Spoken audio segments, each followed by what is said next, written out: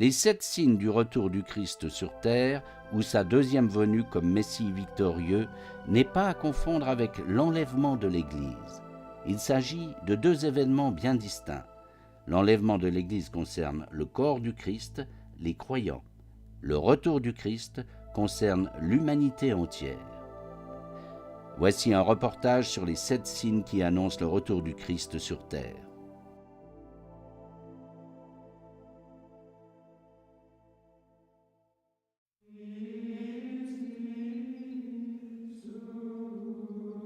Cette église est une des plus vieilles et des plus vénérées au monde. Mais ils y ont tout de même planté une bombe. Je me trouve dans l'église qui a été pendant des siècles la plus prestigieuse de Rome et pour ainsi dire de toute la chrétienté occidentale. Saint-Jean en Latéran. Fondée en 314 par Constantin le Grand, ses portes étaient ouvertes depuis plus de 16 siècles lorsqu'en 1993, une bombe a explosé, endommageant gravement ce lieu de culte ancestral, une bombe d'origine terroriste. Je m'appelle Edmond Purdom, et durant l'heure qui suit, nous allons examiner le lien qui existe entre les événements mondiaux et les 7 signes du retour du Christ, tels qu'ils sont décrits dans l'Ancien et le Nouveau Testament de la Bible. De nombreuses personnes liées par le calendrier grégorien voient une relation entre les événements atroces des années 90 et le nouveau millénaire. Pour des millions de pratiquants, le terrorisme, la décadence morale et les catastrophes naturelles qui ont tant caractérisé cette décennie sont des conditions qui indiquent le retour imminent de Jésus-Christ. Ils se demandent, notre génération est-elle celle que les prophètes indiquent? La fin des temps est-elle proche? Des millions de personnes croient que plusieurs événements doivent se produire avant l'avènement du Christ. La Bible prédit que 7 événements capitaux annonceront le retour de Jésus-Christ.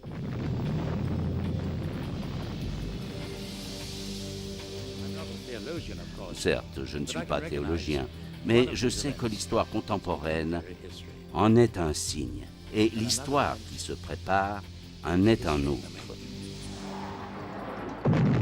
Le premier événement ou signe, c'est le plus grand retour au pays de toute l'histoire et le plus sanglant, le retour en Terre Sainte du peuple juif, une promesse biblique qui s'est accomplie de notre vivant.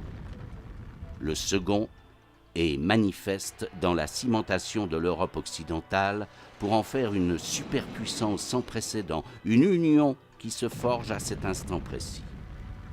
Le troisième s'observe dans l'émergence d'un dictateur dont les atrocités éclipseraient même celles d'Adolf Hitler.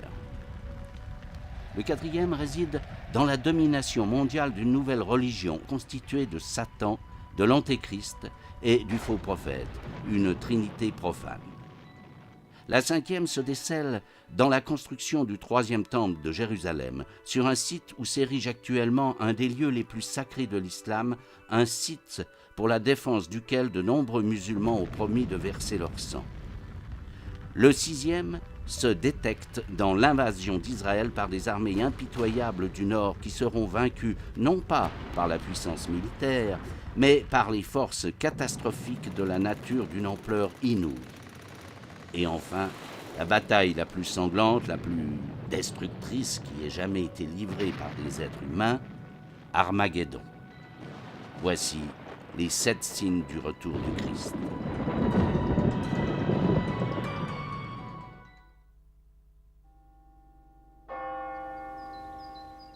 Mille ans avant l'explosion, Saint-Jean en Latéran était l'église du pape. La nuit de la Saint-Sylvestre de l'an 999, le pape Sylvestre II dit une messe ici pour une assemblée vêtue de sacs et de cendres, les signes extérieurs de la pénitence pour le péché. Parmi les riches de l'assemblée, nombreux étaient ceux qui avaient cédé leurs terres.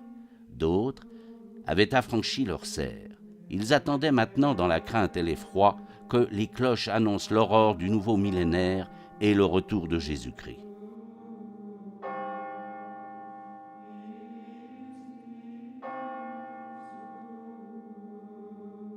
Les cloches retentirent. L'an 1000 était là, mais Christ n'était pas apparu.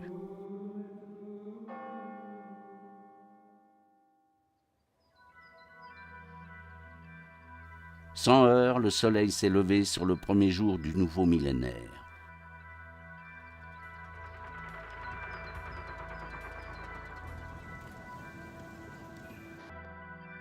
Les gens cherchent des signes, des motifs qui expliqueraient les tragédies croissantes des années 90. Séisme soudain, volcan vomissant des trombes de cendres et d'asphalte, obscurité en plein jour, ouragan féroce et fréquent, assassinat, terrorisme devant lequel les gouvernements les plus puissants paraissent désarmés, le carnage de la guerre et le spectre du sida. Notre terre tourne-t-elle comme une toupie qui s'emballe? Les gens veulent des réponses. Certains les cherchent en scrutant les auras, d'autres les cristaux, les cartes du tarot ou les cartes astrologiques des cieux. De nombreux chrétiens affirment qu'il n'y a pas lieu de scruter les astres. Ils soutiennent qu'ils perçoivent des signes clairs du retour imminent du Christ, bien qu'ils admettent qu'ils en ignorent l'heure. Ils ne prétendent pas pouvoir lire la pensée de Dieu.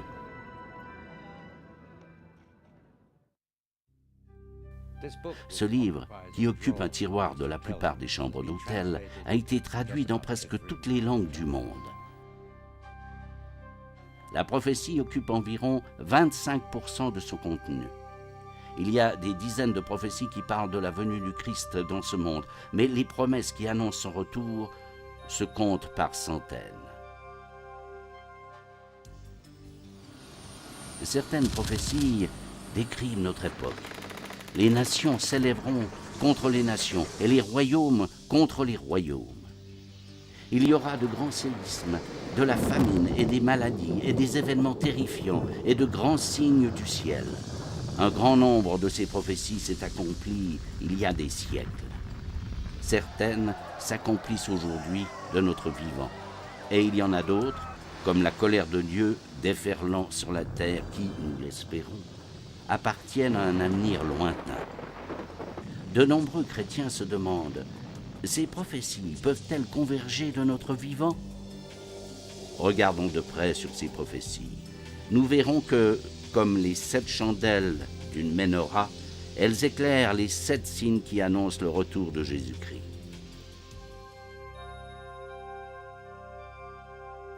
Découvrons le premier signe, le rétablissement d'Israël. Les prophéties sont limpides. Le Christ ne réapparaîtra pas avant que le peuple d'Israël ne redevienne une nation.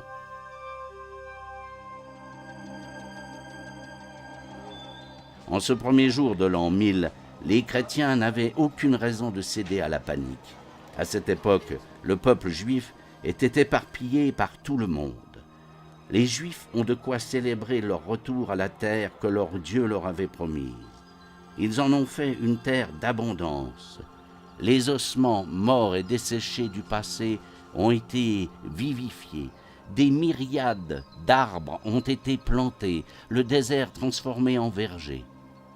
Les Israéliens contemporains se sont montrés dignes d'une promesse ancestrale, mais non sans effusion de sang. Le peuple d'Israël devint une nation pour la première fois lorsqu'Abraham obéit au commandement de son Dieu. « Va-t'en de ton pays vers le pays que je te montrerai. » Genèse 12, verset 1. Voici la terre que son Dieu lui promit. Un carrefour entre l'Asie et l'Europe, le berceau de la civilisation, une terre de collines sauvages et de rivages encroutés de sel. Géographiquement, les Juifs des temps anciens étaient pris en tenaille entre les superpuissances de l'Égypte et de la Syrie et entourés de peuples déterminés à les chasser de la terre qu'ils croyaient que Dieu leur avait attribuée. Alors, tout comme aujourd'hui, la terre promise était en permanence rongée par le conflit. À la longue, la Syrie conquit le royaume d'Israël du Nord, dont les 10 tribus ont disparu à jamais. Plus tard, le royaume d'Israël du Sud fut écrasé par les forces de Nebuchadnezzar et son peuple emprisonné et déporté à Babylone. Lorsque les Perses terrassèrent Babylone, la postérité d'Abraham put retourner en terre promise. Ensuite, la terre promise fut occupée par Rome. Rome y construisit des villes, des bains, des amphithéâtres, et Rome y introduisit ses dieux. Le joug romain devint insupportable aux Juifs. Ils organisèrent une révolte que la puissante Rome mit près de 4 ans à réprimer. Alors la colère de Rome s'abattit sur Israël avec une fureur féroce. En s'enfuyant, les Juifs se dispersèrent aux 4 coins du globe. Pendant leur exil, ils furent portés par la promesse telle que rapportée par leurs prophètes. Voici ce que dit l'Éternel. Je sauverai mon peuple des pays de l'Est et de l'Ouest, et je le ramènerai à Jérusalem. Il sera appelé mon peuple. Zacharie 8, versets 7-8. Mais Jérusalem tomba aux mains de puissances musulmanes qui l'islamisèrent. Pendant des siècles, la terre appelée Palestine fit partie de l'Empire turc ottoman jusqu'à ce que les Turcs fussent vaincus pendant la Première Guerre mondiale. Puis, dans les années 1930, de l'Allemagne nazie apparurent des ondes de choc véhiculant une haine envers les Juifs surpassant toutes les persécutions du passé. Les Juifs furent marqués d'une étoile jaune. Les vitrines juives volèrent en éclats. Des synagogues furent brûlées, dans certains cas lorsque les fidèles y étaient rassemblés. Par millions, les Juifs furent expédiés vers des camps de concentration selon un programme conçu pour anéantir le peuple juif une fois pour toutes. La Deuxième Guerre mondiale éclata.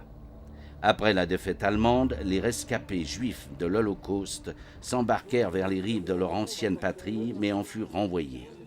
Puis, au terme de 9 mois de discussion, les Nations Unies votèrent le partage de la Palestine en un État arabe et juif. Le 14 mai 1948, le nouvel État d'Israël est né, et avec lui, le premier signe signalant le retour du Christ.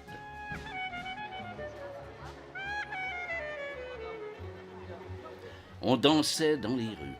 Ils accoururent en chantant, des Juifs aussi différents les uns des autres que le Maroc et Manhattan, des Juifs des Casbahs et des souks, des quartiers du vêtement de New York, des cachettes d'Amsterdam, de l'Angleterre et de la Suisse, de la Suède où ils s'étaient réfugiés, de l'Inde et de l'Éthiopie, du Yémen et de Détroit. Ils étaient rattachés par un lien biblique à une terre que la plupart d'entre eux n'avaient jamais vue. Je planterai Israël sur leur terre, et ils ne seront plus arrachés de leur terre, celle que je leur ai donnée. Amos 9, verset 15. Ces paroles du prophète Amos furent prononcées il y a 2700 ans, Israël rétabli. Aux yeux du monde, ce n'était qu'un rêve impossible, mais un à un, les obstacles qui s'y opposaient sont tombés, poussés, comme le croient de nombreuses personnes, par la main de Dieu. Ce signe est apparu de notre vivant. Combien d'autres suivront?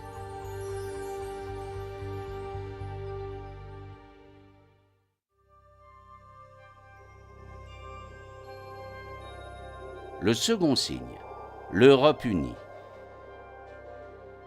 Alors le roi dit, « Assurément ton Dieu est le Dieu des dieux et le Seigneur des rois, et il révèle les secrets. » Daniel 2, verset 47.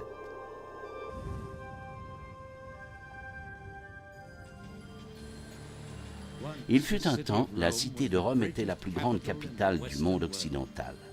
Aujourd'hui, Rome reste une capitale d'une nation parmi 10 nations en Europe occidentale qui ont formé une confédération appelée l'Union européenne ou plus communément l'UE. L'UE est dynamique. Elle défend l'idéal d'une Europe unie en intégrant ses États membres économiquement et politiquement.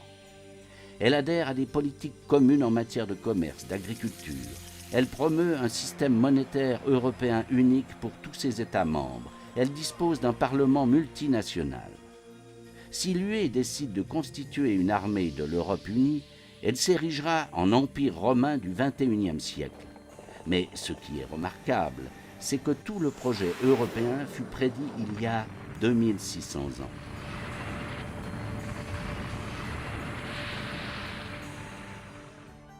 À Babylone, la ville légendaire des jardins suspendus, le roi Nebuchadnezzar était tourmenté par un rêve et il convoqua un visionnaire juif appelé Daniel pour l'apaiser. Daniel lui dit « Ô roi, ton esprit s'est tourné vers les choses à venir. » Daniel 2, verset 29. Il décrivit une statue énorme de 4 métaux de dureté différentes représentant de grands empires de l'Antiquité. La tête d'or, Babylone. Le torse et les bras d'argent, l'Empire perse. Et la partie centrale de bronze, les conquérants grecs. Le triomphe de Rome est représenté par les jambes de fer. Les pieds de fer et d'argile sont particulièrement intéressants. Les 10 doigts symbolisent les 10 nations qui céderont leur souveraineté à Rome.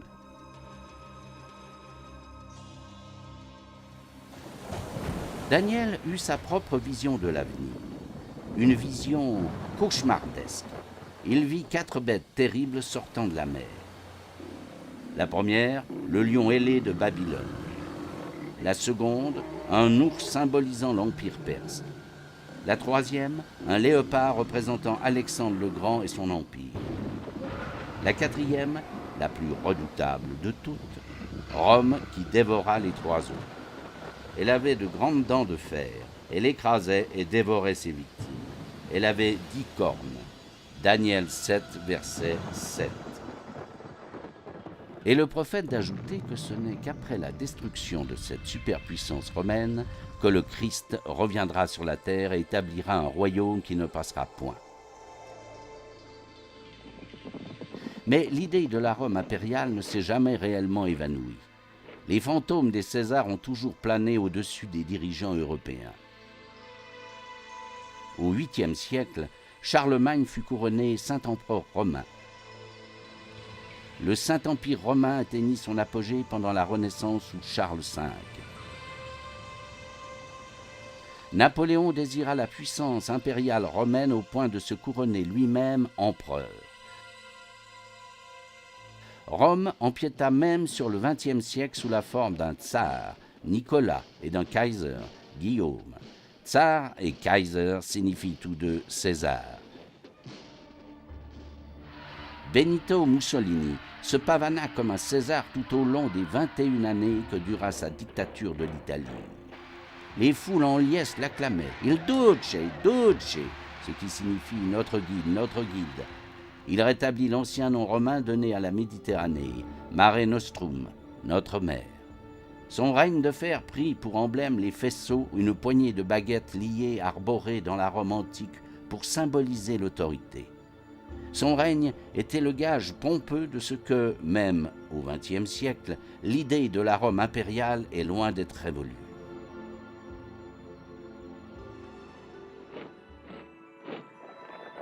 Aujourd'hui, les drapeaux de l'Union européenne flottent sur de nombreux territoires de l'ancien empire. Les États-Unis d'Europe. C'était le rêve de l'après-guerre de Winston Churchill et de Konrad Adenauer, qui devint le premier chancelier allemand après la capitulation nazie. À cette fin, en 1958, les responsables politiques européens se réunirent sur la colline capitoline de Rome pour créer le marché commun européen qui s'est élargi pour devenir l'Union européenne d'aujourd'hui. Si l'UE représente bien la coalition des 10 nations prédites par le prophète Daniel, elle deviendra une superpuissance politique. Son industrie sera une des plus productives au monde. Elle disposera d'une immense armée multinationale dotée d'armes de pointe. Et, selon le prophète, elle imposera un credo et un joug religieux unique sur tout son territoire. Qui donc sera le maître de cette locomotive politique, ce géant économique, ce colosse militaire?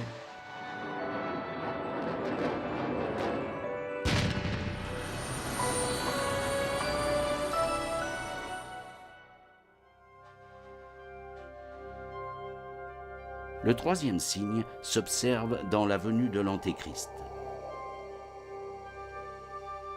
Voici une autre petite corne sortie du milieu d'elle, et 3 des premières cornes furent arrachées devant cette corne, et voici, elle avait des yeux comme des yeux d'homme et une bouche qui parlait avec arrogance. Daniel 7, verset 8.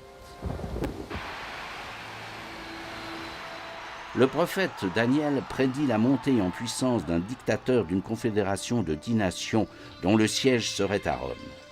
Il s'érigera contre le Christ dans les derniers jours précédant son retour. Il pressentit un homme qui anéantit tous ceux qui entravent son ascension vers le pouvoir extrême. Ses yeux, les yeux d'homme, témoignent d'une intelligence vive, et sa bouche, qui parlait avec arrogance, est le propre d'un orateur investi d'une grande autorité en communicateur charismatique qui hypnotise les foules. Celui-ci lui abandonne tout, leur volonté, leur loyauté, leur amour, leur liberté et jusqu'à leur âme. Ils sont convaincus que c'est un sauveur. Alors que le monde est ensanglanté par les guerres, il promet la paix. Dans un monde rongé par la haine et le matérialisme, il promet de renforcer les économies qui s'essoufflent. Il rassemble ses fidèles autour d'un nouvel ordre mondial. Aux yeux de notre monde affligé, il apparaîtra comme un envoyé du ciel. La vérité ne pourrait pas être plus différente. Il n'est autre que l'Antéchrist envoyé par Satan, un roi aux traits sévères, un comploteur accompli, qui réussira tout ce qu'il entreprendra. Si on en croit la prophétie, il se peut que l'Antéchrist soit déjà parmi nous, et il est très probable qu'il soit européen.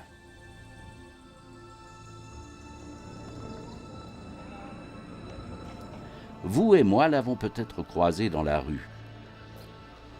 Vous voyagez à ses côtés dans un avion ou partagez le même banc dans un parc parisien.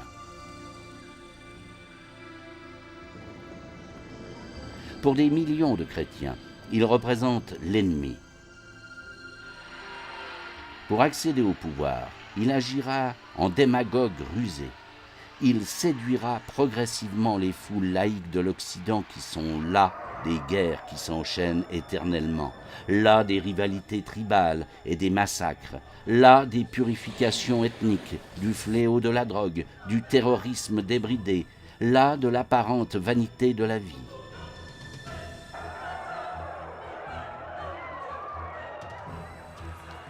La jeune génération livrée à elle-même l'implorera de lui donner un idéal, une discipline, de lui dire à quoi elle doit consacrer sa vie et même à la sacrifier. Les croyants sont certains qu'il exercera un pouvoir absolu sur chaque homme, femme et enfant au sein de la confédération des 10 nations, et ceci du berceau jusqu'au tombeau. Il décidera de qui naîtra et de qui sera avorté, qui recevra une éducation et qui deviendra de la chair à canon. En effet, son projet de paix accompagné de tant de battages deviendra un jour un tremplin vers la guerre. Il décidera de qui, parmi les personnes âgées, devra être éliminé lorsque son utilité sera périmée. Et il ne tolérera aucune contestation, aucune discussion. Pour comprendre l'attrait et le pouvoir redoutable de l'Antéchrist, il suffit de se remémorer la sombre première partie du XXe siècle. Adolf Hitler nous donne un aperçu réaliste de ce que nous réserve l'Antéchrist. Lorsqu'Hitler est arrivé au pouvoir, en effet, certains pensaient qu'il était vraiment l'Antéchrist. Et l'on comprend pourquoi si on étudie son visage, un visage identique à celui du roi aux traits sévères pressenti par le prophète Daniel. Hitler était certainement un comploteur accompli, au regard fourbe, étincelant d'intelligence. Quant à la vision de Daniel d'un dictateur qui parlait avec arrogance, Hitler était hypnotique.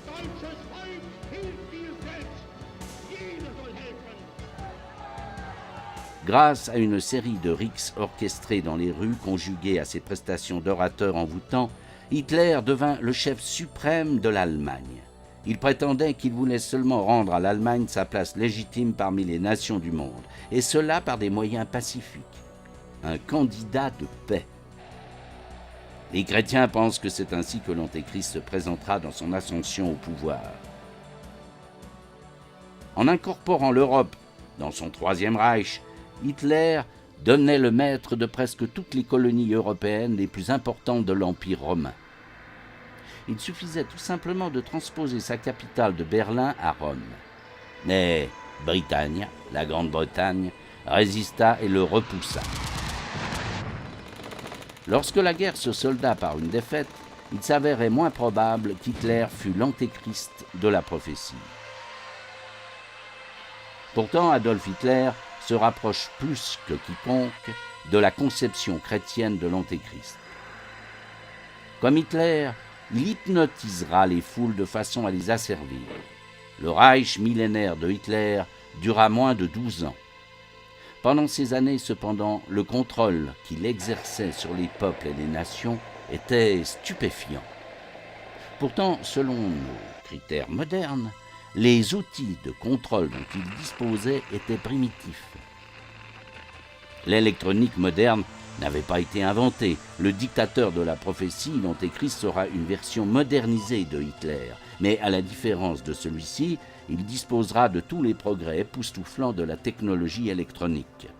De vastes réseaux médiatiques et des dispositifs électroniques permettant de contrôler la pensée des gens. À l'aide de cet arsenal destructeur, il programmera l'humanité pour qu'elle accomplisse sa volonté.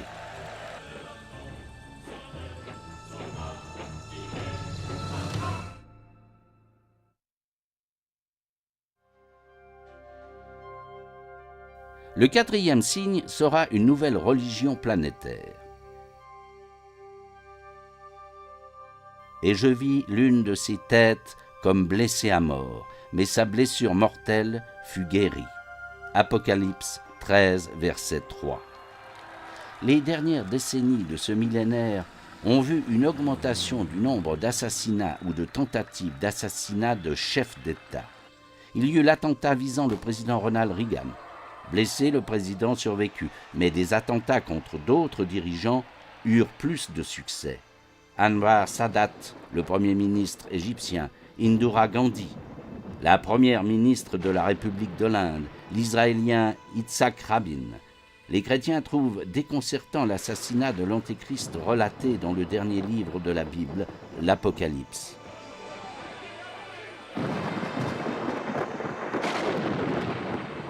Il sera blessé. C'est ce qu'affirme la prophétie, blessé à mort. Puis, comme par miracle, il guérit. Quelque part, il triomphe de la mort comme s'il voulait parodier la mort et la résurrection de Jésus-Christ. L'Écriture nous dit que toute la terre était dans l'admiration derrière la bête. Apocalypse 13, verset 3. Ensuite, le dictateur, l'Antéchrist, s'auto-proclamera Dieu vivant. Le monde a déjà connu un tel événement. En juillet 1944, plusieurs officiers de haut rang de l'armée allemande ont comploté de tuer Hitler à l'aide d'une bombe cachée, une bombe mortelle.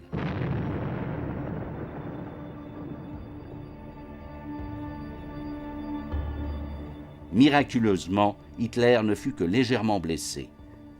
Pour ses partisans fidèles, Hitler avait non seulement déjoué un complot, il avait vaincu la mort de façon surnaturelle. C'est encore ce dictateur démoniaque qui nous aide à mieux comprendre l'Antéchrist. Pendant qu'il tenait le monde dans sa poigne de fer, Hitler tenta de détrôner Dieu. « Heil Hitler » remplaça l'expression de salutation « Que Dieu soit avec toi ».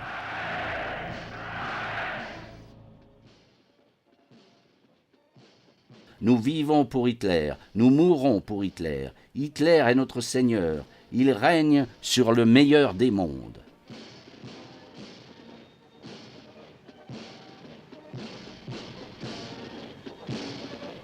Les rites chrétiens furent bouleversés, au point d'être remplacés par un apparat païen. Les saintes écritures cédèrent leur place d'honneur à l'œuvre autobiographique de Hitler, Mein Kampf. Le culte de Hitler atteint son fond dans la ferveur des SS, l'élite militaire du Führer. Les unités SS exécutaient leurs ordres barbares sous le signe de la tête de mort. On nommait le nouveau-né d'un SS au cours d'une cérémonie parodiant de manière flagrante le rite chrétien du baptême. Le nourrisson étant emmailloté dans un châle décoré de croix gammées, le tout se déroulant sur un autel tendu d'un portrait de Hitler au lieu d'une croix. L'auteur britannique Clive James fait remarquer à notre époque laïque, peu d'entre nous sommes prêts à admettre que, sous la forme de Hitler, Satan est venu sur la terre et y a recruté une armée de pécheurs.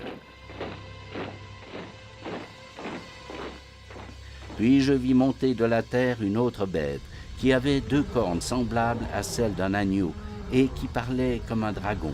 Elle exerçait toute l'autorité de la première bête en sa présence. Elle faisait que la terre et ses habitants adoraient la première bête, dont la blessure mortelle avait été guérie. Apocalypse 13, versets 11 et 12. La venue d'un autre est prophétisée, un faux prophète, qui incitera tous les peuples à adorer le dictateur planétaire. La Bible nous dit qu'il fera descendre du feu du ciel, mais il ne se convertira pas lui-même en objet de culte. Il dirigera plutôt l'adoration des peuples vers le dictateur, l'Antéchrist. Il donnera au mensonge de l'Antéchrist une apparence de vérité. Ainsi, ce dictateur économique et militaire le plus puissant de tous les temps se considérera divin. Il tentera de répliquer les miracles terrestres du Christ. Là où le Christ rendait la vue aux aveugles, il appliquera un traitement médical contre la cécité encore inconnue. Là où Jésus permettait aux boiteux de marcher, il réparera peut-être les nerfs inertes et les muscles atrophiés par des procédés électroniques et chimiques.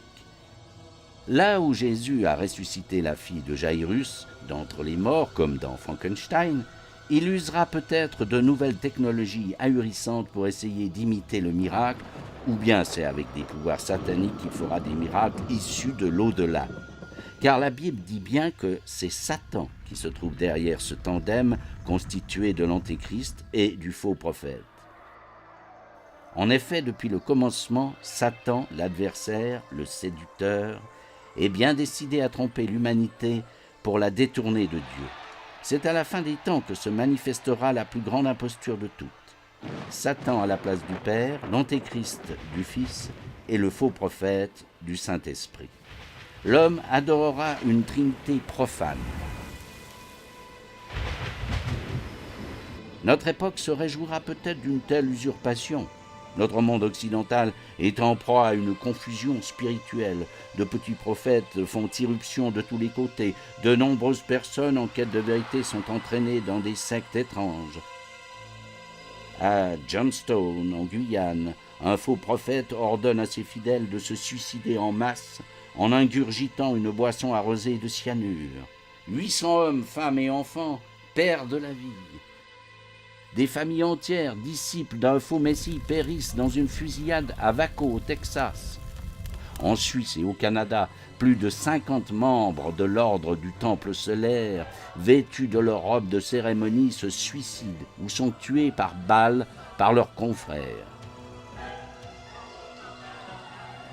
Les adeptes d'un autre faux prophète, une réincarnation autoproclamée du Christ et du Bouddha, déversent un gaz mortel dans le métro à Tokyo pendant l'heure de pointe.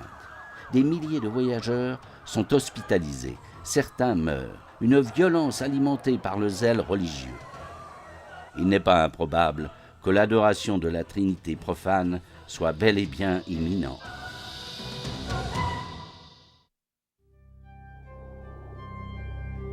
Passons au 5e signe. La reconstruction du temple.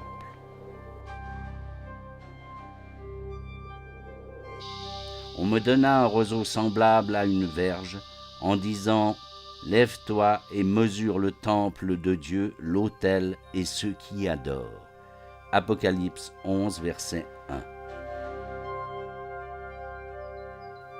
Jérusalem, ville d'or, la cité de Dieu, ses pavés rendus lisses par les bottes de ses conquérants, Assyriens et Babyloniens, Grecs et Romains, Sarrasins et Ottomans.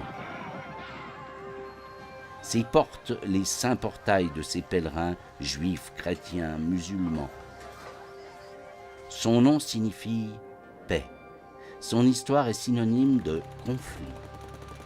Pourtant, c'est la ville pour laquelle toute âme ou presque éprouve de la nostalgie.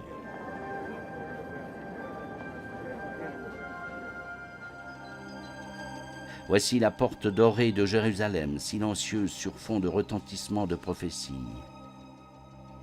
Juifs et chrétiens veillent sur cette porte. Pour les Juifs, elle est la porte par laquelle le Messie entrera dans Jérusalem et rétablira la gloire première d'Israël. Pour les chrétiens, elle est la porte par laquelle Jésus-Christ entrera dans cette ville pour la seconde fois. Versés dans ces prophéties, les musulmans ottomans condamnèrent la porte en 1530 et y construisirent un large cimetière, sachant que le Messie, en tant que souverain sacrificateur juif, ne pourrait pas le traverser. Voici la couronne de Jérusalem, le mont du Temple, le mont Moria de la Bible et le cœur de la foi juive. Bien qu'elle n'occupe qu'une vingtaine d'hectares, cette parcelle de terre est la plus disputée au monde. C'est ici, comme on le voit sur ce modèle, que le roi Salomon construisit le premier temple de Jérusalem avec les cèdres du Liban.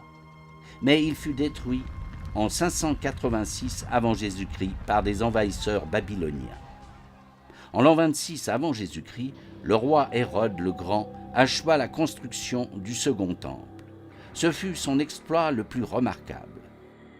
À Pâques, les Juifs de toutes les provinces de l'Empire romain faisaient un pèlerinage jusqu'à ce temple avec ses ornements dorés qui faisaient miroiter sa façade de marbre blanc. C'est ici, dans la cour des païens, que Jésus, dans sa fureur, chassa du temple les changeurs de monnaie et les colporteurs. Lorsque l'empereur Caligula tenta d'installer une image gravée de lui-même dans le temple, les Juifs s'indignèrent au point de se révolter contre Rome.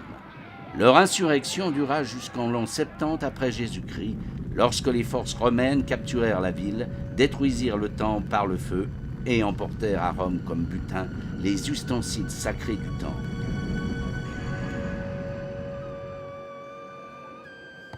Des temples de Jérusalem, il ne reste aujourd'hui qu'un mur de soutènement d'une vingtaine de mètres de haut, constitué d'énormes blocs de pierre. On l'appelle Akkotel, ou mur occidental. C'est le lieu le plus saint de toute la civilisation juive. Aujourd'hui, le mont du Temple est couronné d'une merveille de l'architecture musulmane, le Qubat as-Sakra, ou dôme du rocher. Il est aussi sacré pour les disciples de Mohammed que le temple pour les enfants d'Israël. Il abrite un rocher sur lequel le patriarche Abraham se serait préparé à sacrifier son fils Isaac, mais également duquel, selon les musulmans, le prophète Mohammed serait monté au ciel. Il est défendu pour les chrétiens et les juifs de se recueillir dans le dôme ou dans la ravissante mosquée Al-Aqsa, qui repose non loin de là. Pourtant, le mont est le seul site où les Juifs peuvent construire un nouveau temple de Jérusalem, le troisième, et la reconstruction du temple est une priorité impérative dans l'esprit de la plupart des Juifs religieux. Le mont du temple, juifs et musulmans revendiquent sa possession. Un ancien maire adjoint de Jérusalem a qualifié ces revendications incompatibles de bombes à retardement d'envergure apocalyptique. En 691 après Jésus-Christ, les musulmans achevèrent la construction du dôme du rocher. Il domine le mont du Temple depuis 13 siècles. Ils n'accepteront pas qu'il soit rasé pour faire place à un troisième et dernier temple juif. De nombreux juifs demandent un miracle dans leurs prières. Le temple viendra du ciel, disent-ils, mais des zélotes complotent de s'emparer du mont du temple par la force. Un activiste du temple, un ancien soldat de l'armée israélienne, s'est constitué des milliers de partisans. Notre vision, explique-t-il, est de transférer la mosquée, de transférer le dôme du rocher et de les reconstruire à la Mecque. Un groupe connu sous le nom de l'Institut du Temple prépare déjà un sacerdoce juif régénéré. On forge des instruments rituels pour les sacrifices. On confectionne des habits rituels. Dans des écoles talmudiques à l'ombre du mur occidental, des étudiants enthousiastes se forment pour accomplir les rituels ancestraux des prêtres juifs. Un modèle réduit du troisième temple a déjà été construit, mais les musulmans ne lâchent pas prise. En 1990, une émeute se déclencha lorsqu'un groupe de juifs tenta de poser la pierre d'angle du nouveau temple. De nombreux chrétiens croient que Jésus-Christ ne reviendra pas dans ce monde tant que le troisième temple de Jérusalem n'aura pas été construit. Mais comment est-ce possible tant que cette poudrière existe? Et il lui fut donné autorité sur toute tribu, tout peuple, toute langue et toute nation. Apocalypse 13, verset 7. Le dictateur des 10 nations interviendra. Il se présentera comme un artisan de la paix. Il séduira, s'il était possible, même les élus. Il réglera une fois pour toutes le conflit lié au mont du temple. Il n'y aura plus aucun différend. Le temple sera reconstruit et les enfants d'Israël se réjouiront. Il n'a pas seulement réglé un différend, diront-ils. Il a concrétisé l'alliance que l'Éternel établit avec Abraham. Mais le célèbre dictateur a d'autres alliances à établir. Il conclut un accord en vertu duquel la Palestine est restituée aux Israélites. Cette alliance signale le début d'une période de tribulation de 7 ans qui ne prendra fin que lorsque le Christ reviendra. Il leur dit de faire une image à la bête qui avait la blessure de l'épée et qui vivait. Apocalypse 13, verset 14. Alors le faux prophète, l'épine dorsale cachée du pouvoir, intronisera le dictateur antéchrist dans le nouveau temple de Jérusalem. Et tous les habitants de la terre l'adoreront, ceux dont le nom n'a pas été écrit dans le livre de vie. Apocalypse 13, verset 8. Chacun devra adorer, vénérer et adresser des prières à son image. Ceux qui s'y refusent seront exécutés. Trahis, les Israélites réagissent comme leurs ancêtres réagirent lorsque Caligula tenta d'installer son image dans leur temple. Ils se révoltent, ils se battent et le dictateur use de représailles si sanglantes qu'elles éclipsent l'Holocauste de Hitler.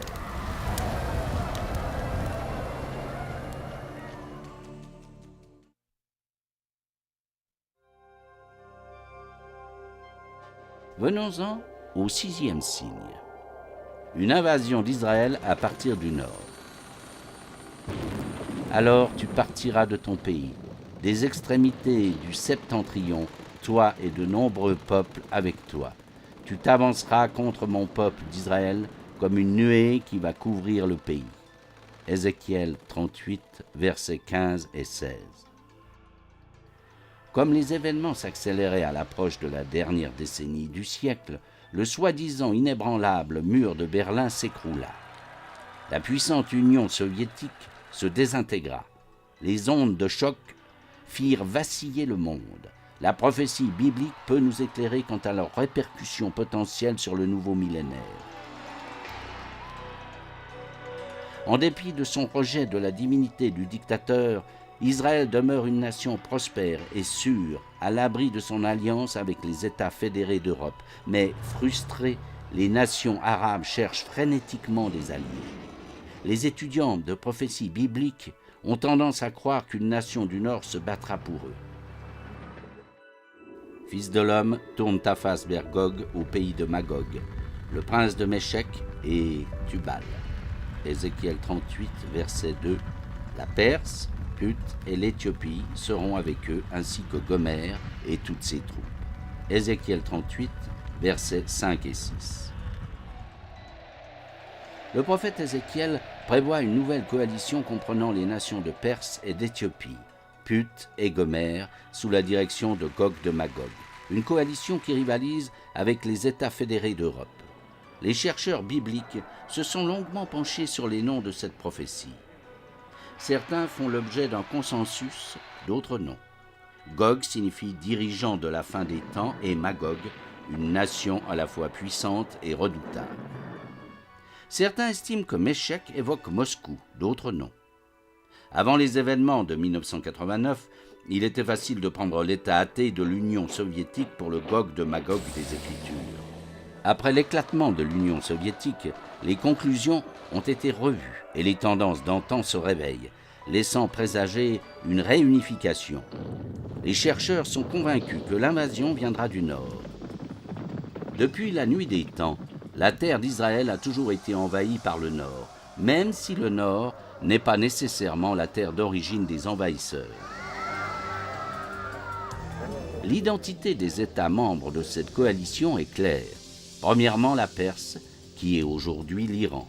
Ensuite, l'Éthiopie, ancienne alliée de l'Union soviétique. Put est le nom biblique de l'actuelle Libye. Seul Gomer est polémique. Pendant des décennies, l'on a estimé que Gomer correspondait à l'État communiste de l'Allemagne de l'Est. Mais dès lors que les deux Allemagnes sont réunies, l'incertitude est de mise. Il est à noter que le nom de ces États remonte à l'époque de la Genèse, à Japheth, un des fils de Noé. Après le déluge, les fils de Japheth gagnèrent le nord, la terre de Rosh. Rosh rappelle la Russie. Toutefois, certains spécialistes bibliques préviennent que ce nom issu des Vikings russes qui fondèrent le royaume de Kiev n'est apparu qu'au IXe siècle après Jésus-Christ. On ignore pourquoi les États fédérés d'Europe n'ont pas repoussé le Gog de Magog et sa coalition. Mais ce que l'on sait, c'est qu'alors qu'Israël se repose sur la sécurité de sa nouvelle alliance, Gog et ses alliés attaquent comme une nuée qui va couvrir le pays.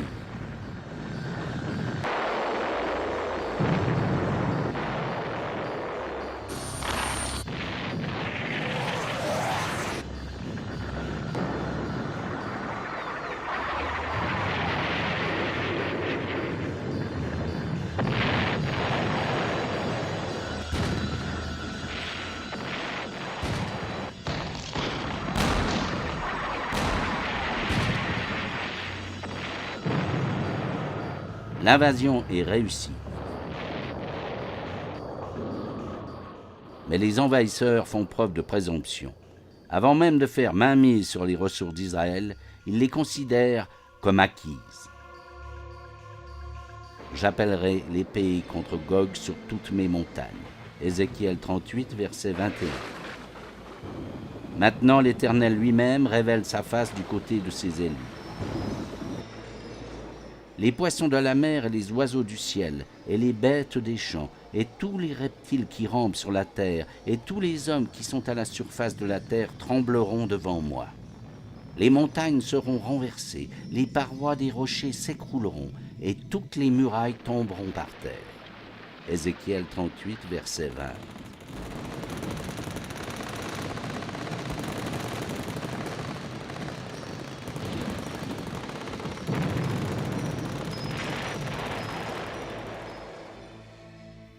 Gog et sa coalition sont détruits.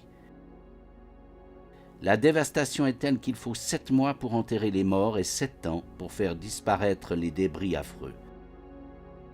Mais cette guerre n'est que le prélude de ce qui se prépare.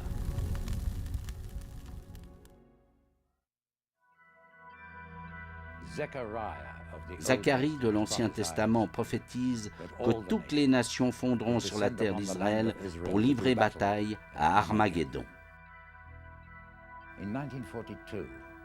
Le 2 décembre 1942, sur ce site à l'université de Chicago, on a fissuré l'atome.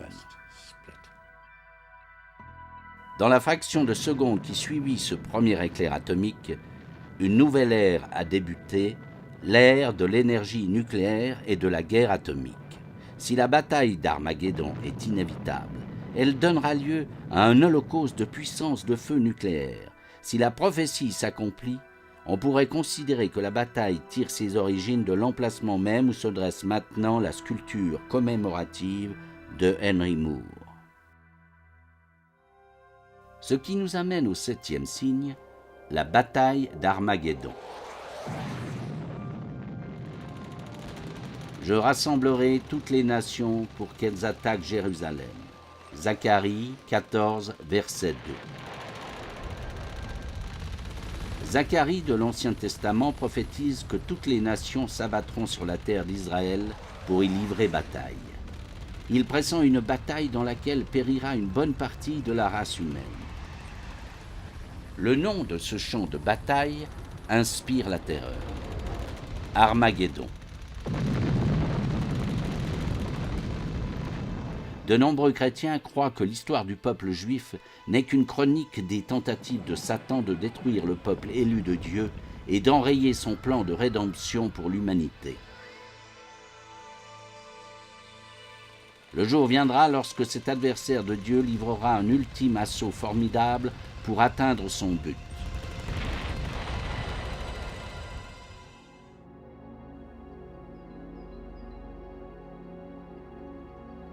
Aujourd'hui, Megiddo est paisible. Dans l'Antiquité, elle constituait une plaque tournante primordiale du commerce.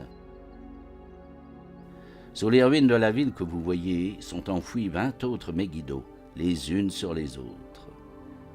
La ville a été reconstruite 20 fois.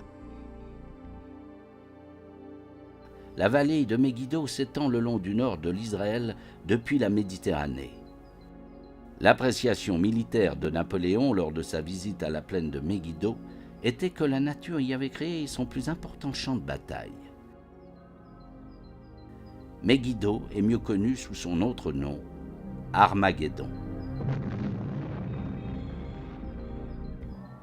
Par les offices du dictateur des États fédérés d'Europe et de son faux prophète, l'adversaire de Dieu convoque les armées du monde dans cette vallée étendue pour y livrer bataille. La toute dernière bataille à être livrée par les humains. Ils accourent des 4 points cardinaux. Des renforts arrivent du nord. D'autres divisions envahissent le sud.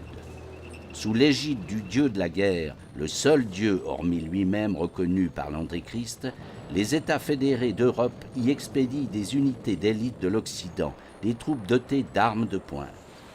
Mais une armée bien plus nombreuse afflue de l'Orient, de l'est de l'Euphrate, puisque la prophétie affirme qu'elle comprendra 200 millions de soldats. On peut supposer qu'il s'agit d'une coalition de nations asiatiques dirigée par la Chine. Ils surgissent du nord, du sud, de l'est et de l'ouest, et ils s'affrontent ici même.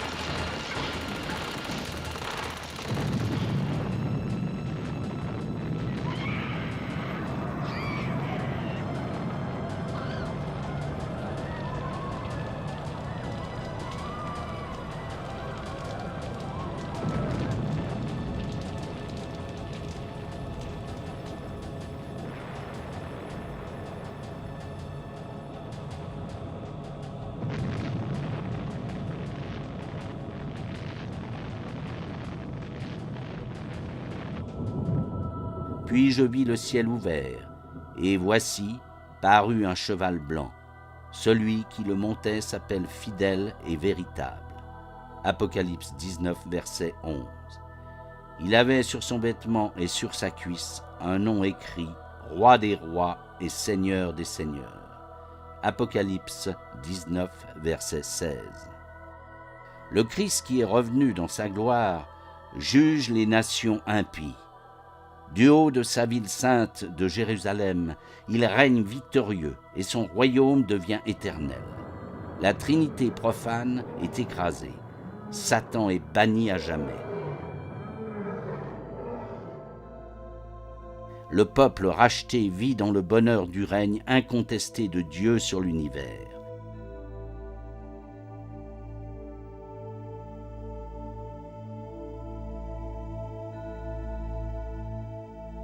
Pour ceux qui ne font pas partie du peuple racheté, l'avenir tel que décrit par la prophétie peut paraître très sombre.